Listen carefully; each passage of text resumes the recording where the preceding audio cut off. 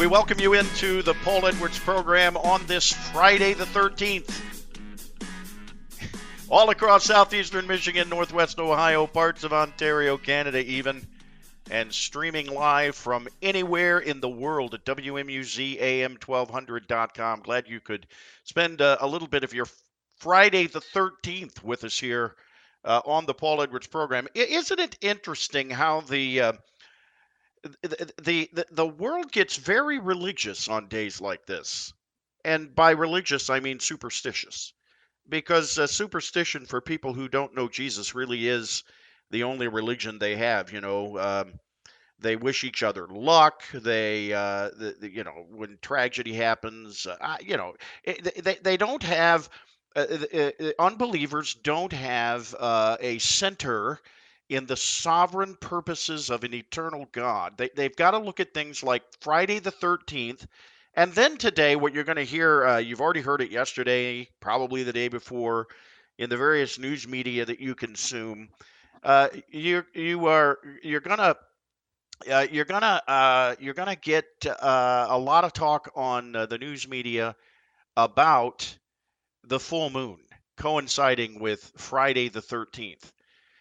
This, beloved, is a perfect example of the world without Christ, the world without God. It's the first time in 20 years we've had a full moon on Friday the 13th. It won't happen again for another 22 years, I think. And the secular media it just makes so much of this that it shows the darkness of the human heart. I, for one, on this Friday the 13th, I'm so glad that I worship a sovereign God who is King of the universe, who controls absolutely every moment of my life. In the words of Stuart Town and Keith Getty, from life's first cry to final breath, Jesus commands my destiny. So don't make too much of this whole Friday the 13th full moon stuff that you're going to hear about. Lots to talk about on the program. The Jerry Falwell saga continues down there at Liberty University. Now there's some students. There are some students that say they want something done about Jerry Falwell Jr. and the allegations that this Politico piece, by the way, the Politico piece written by a gay man, I want to say, and I'm not sure about this, but I want to say that he is a former student at Liberty.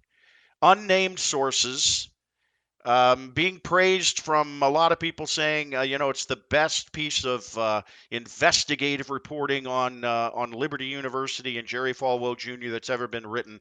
Well, yeah, it's a well-written piece, but where are the sources? Show me the sources. Who's talking to you? So, and Jerry Jr.'s called in the FBI now, or at least threatened to investigate board members that turned over emails to Politico, which Jerry Jr. says are property of Liberty University. It is a mess. You say, well, why are you interested in this? Here's why I'm interested in it. I'm interested in it because of the evangelicals and Trump connection. We're getting ready to get into the heat of the 2020 presidential campaign.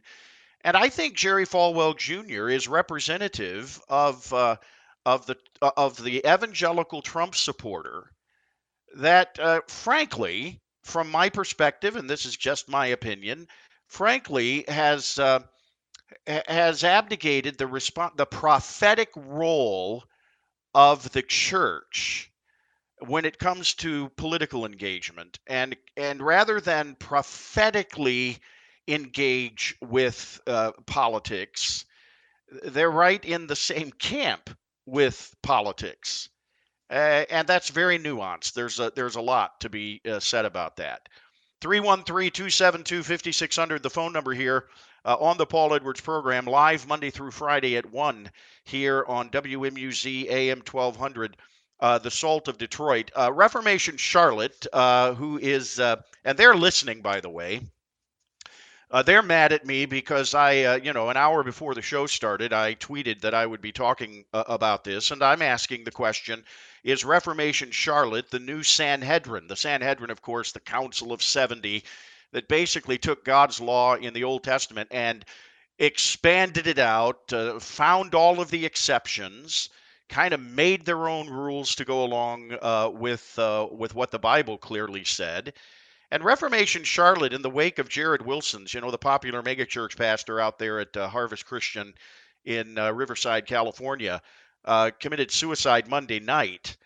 Reformation Charlotte, Jeff Maples, posted a piece. I don't know when he exactly posted it, yesterday, the day before. Suicide is apostasy. Well, I responded to that on my Facebook page. I may get into it after the break. Um, but you can read Reformation Charlotte, Jeff Maples' piece, Suicide is Apostasy, and my response to that on my Facebook page, both linked at godandculture.com. Well, now Jeff Maples has doubled down on the recently deceased Jarrid Wilson with a headline: Southern Baptist pastor who committed suicide said gay Christians represent Jesus' love more than straight Christians. That's the headline. And then he links a piece that Jarrid wrote, I don't know, back in 2013, 6 years ago. And I scoured the piece. I can't find anywhere in the piece where Jarrid Wilson even used the term gay Christians. He said, quote, I know a handful of people who are gay, go to church, and in fact show the presence of Jesus' love more than most self-proclaimed straight Christians do. Let that sink in. Well, that's the quote that Jeff Maples at Reformation Charlotte is focusing on in this piece. But he doesn't say, I know a handful of gay Christians. What Jarrid Wilson said is, I know a handful of people who are gay, go to church, and in fact show the presence of Jesus' love more than the self-proclaimed straight Christians do. Now, context is everything. And this quote is taken completely out of the context of what Jarrid Wilson wrote. Now, let me preface what I'm about to say. I would not agree entirely with Jarrid Wilson on this. I would not agree with him entirely. But at the same time, I'm frustrated when I see a guy taken out of context, one line taken out of context. What's the context? Westboro Baptist Church. You know, the men and women who picket military funerals and use very bad language and show extreme hatred towards sinners and claim to speak for God. Jarrid Wilson in his piece is not endorsing in any way the homosexual lifestyle. I don't know how anybody could reach that conclusion. I don't know how anybody could reach the conclusion based on this one article that Jarrid Christian believes you can be gay and Christian. He says, quote, regardless, my point of writing this is to hopefully wake up our generation and encourage them to start showing the love and grace of Jesus. This doesn't mean you stray from biblical truth, end quote. The whole point of Jarrid Wilson's piece is not to say Christian, you can be gay and Christian. His whole point is when you confront someone who says they're gay and Christian, or someone who just says they're gay but doesn't want to hear biblical truth, you stand by biblical truth, but you use grace and love. I mean, this is right from the Bible, isn't it? Speak the truth in love. Speak the truth in love. Let your speech be always with grace, seasoned with salt. That's the point of Jarrid Wilson's piece. You got Jeff Maples down there at Reformation Charlotte putting a headline out: Southern Baptist pastor who committed suicide said, quote unquote, gay Christians represent Jesus' love more than straight Christians. Jarrid Wilson said nothing of the kind. Jarrid Wilson was making an extreme point in saying that. He was saying, look, I know people who claim to be Christian. Well, they didn't even say that. He said, I know gays who go to church who are demonstrating, showing the love of Jesus more than some of the straight Christians I know. Well, let me give you an example of the kind of love that Jeff Maples showed to me today. I misattributed something that was said by Pulpit and Pin about James White and Tom Askell. I misattributed that to Reformation Charlotte. I immediately knew it within 2 minutes of posting the tweet. I immediately knew I misattributed. I deleted the tweet. Well, Jeff Maples is a savvy fellow. He captured the screenshot of what I wrote, and then he tweeted out, Reformation Charlotte never said any such thing. I would like you to retract your slander. So now misattribution, misciting a source, is slander. Well, no, it's not slander. Every editor knows you can occasionally make a mistake and you retract it. So you know what I did? I retracted it. I wrote in a previous tweet, now deleted, I confused Reformation Charlotte with Pulpit and Pen when stating that Reformation Charlotte claimed to write James White, Dr. Oakley, 1689, and Tom Askell's talking points. I regret the error and apologize to Reformation Charlotte. Well, then I said to Reformation Charlotte, now that I've retracted, are you prepared to retract your statement claiming that Jarrid Wilson said gay Christians represent Jesus' love more than straight Christians, where nowhere in the article you cite by him does he say anything close to that? Well, Jeff Maples responds to me on Twitter, I'm not obligated to retract something true simply because you retracted something false. Well, again, what I stated that I retracted was not false.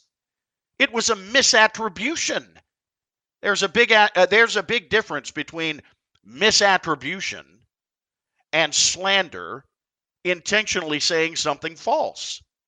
I said via Twitter to Jeff Maples, where exactly in Jarrid Wilson's article does he use the phrase gay Christians, which you put in quotes in your headline, attributing those words to him? Reformation Charlotte Jeff Maples responds, gay Christians is quoting a cultural term, and you obviously don't know what a paraphrase is. Bye. Jeff, what you've done here, and you're happy to call. I know you're listening. You've already got JD on hold. I get that. 313-272-5600. 313-272-5600. If you'd like to chime in. I know you've got your cadre of legalists all sitting with pen in hand, laptops at the ready, taking down everything I'm saying, because what Reformation Charlotte does best is parse everything that somebody says and twists it and takes it out of context in order to make their Sanhedrin-like proclamations that, whoever the intended target is he's either apostatized or he's a heretic or whatever. By the way, Jeff Maples and Reformation Charlotte, after this exchange, blocked me on Twitter. I want to say to you, Jeff, that what you've done to me perfectly illustrates Jarrid Wilson's point about not showing love and grace. You asked me to publicly retract the misattribution I made, which I did within minutes. You never thanked me for that because you're really not interested in that. 313-272-5600. JD, you've been waiting on hold. Welcome to the Paul Edwards program. Hey, thanks a lot. Thanks for taking my call. I appreciate it. You're welcome. Couple things I would add. Couple comparisons that you've made that I want to push back on just a little bit. Well, wait a minute. Wait, JD. Let me first make it clear. Are you JD Hall from Montana? That's the one. Okay. Now that we know, now that everything, we walk in the light as he is in the light, and we have fellowship one with another. I appreciate you using your first name, but I want everybody to know who I'm talking to, and I want to know who I'm talking to. This is J.D. Hall. You run Pulpit and Pen, right? That's correct. Okay, now make your point. Go for it. I've taken 15 minutes. You take as much time as you think you need. Yeah, just a couple clarifications. First of all, the comparison of Jeff Maples or Reformation Charlotte to the Sanhedrin, Jesus said of the Pharisees that one of the things that they were guilty of is swallowing camels and or swallowing gnats and straining camels, or excuse me, swallowing camels and straining gnats. Scripture Yep. says. When I look at what Jeff was paraphrasing, which seems like a paraphrase to me, he's indicating that this man is saying that there are homosexuals who go to church and are exhibiting the love of Christ. I don't believe that homosexuals exhibit the love of Christ because they don't know Christ. How could they I know Christ? I By agree with you, JD. implication, okay. Then I would just like to say it seems to me, and this is an opinion, take it for what it's worth, that the type of anger and the tone that you've shown towards Reformation Charlotte and Jeff in the time that I've listened to the program today seems to be of an even harsher tone than Jeff has used in his posts about Jarrid Wilson. Secondly, your comparison of him to Westboro, I must take exception with. Here's why. Westboro. No, wait. Sure. No, I didn't compare Jeff Maples or Reformation Charlotte to Westboro. You Did you read anything I said as making? Let me be clear on what you're saying, JD. In the first 15 minutes of my monologue here, did you mishear something I said that would make you believe that I was saying Reformation Charlotte is the same as Westboro? Tell me what you said about Westboro and correct me then. I said that Jarrid Wilson in his piece. Now I may have misspoke and used Jeff Maples' name, and if I did, I apologize.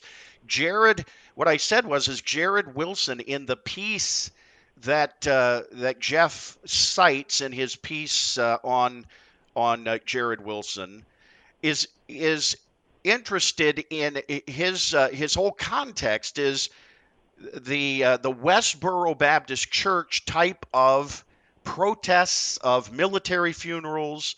Gotcha.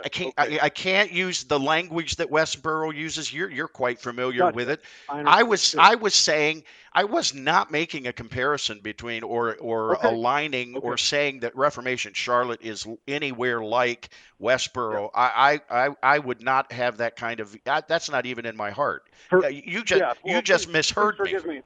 Please No, no, forgive me no. for the You don't even, misunderstanding. Because JD, I've been JD. out You on the don't even, streets with. JD. Wait. You don't even need to apologize to me for that because I have misheard so many things in my 58 years, and today is a perfect example of me misattributing something you wrote to Jeff Maples. It happens. I don't need an apology from you. Sure. I get it. It's a mistake.